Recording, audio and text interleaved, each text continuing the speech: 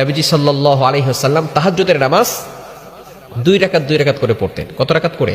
2 রাকাত করে, 4 রাকাত, 6 রাকাত, 8 রাকাত, 10 রাকাত, 12 রাকাত, আপনি যা পারেন পড়তে পারেন। এখন দেখা যাচ্ছে আপনি একদিন উঠে আপনি একসাথে 50 রাকাত পড়েছেন 2 রাকাত করে, কিন্তু পরের দিন আপনার কোনো খোঁজ খবর নাই।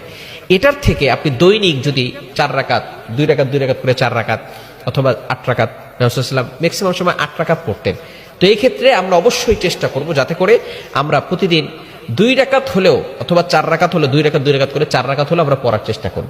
একদিন উঠে অনেক পড়লাম, এই আমলের থেকে আল্লাহ পাক রব্বুল আলামিনের কাছে ওই আমলটা বেশি প্রিয় যে আমলটা অল্প হলেও প্রতিদিন করা হয়, দৈনিক করা হয়। এই আমলটা আল্লাহ তাআলার কাছে বেশি প্রিয়।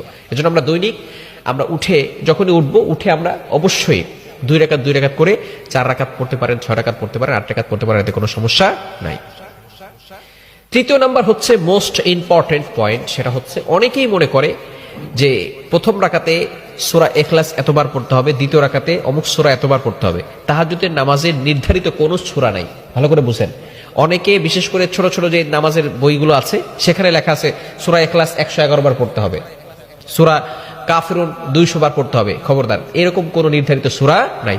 যেই সূরাটা আপনার কাছে পছন্দনীয় হয়, যেই সূরাটা আপনার কাছে ভালো লাগে, আপনি সেই সূরা দিয়ে তাহাজ্জুদের নামাজ পড়তে পারবেন, এতে কোনো সমস্যা নাই।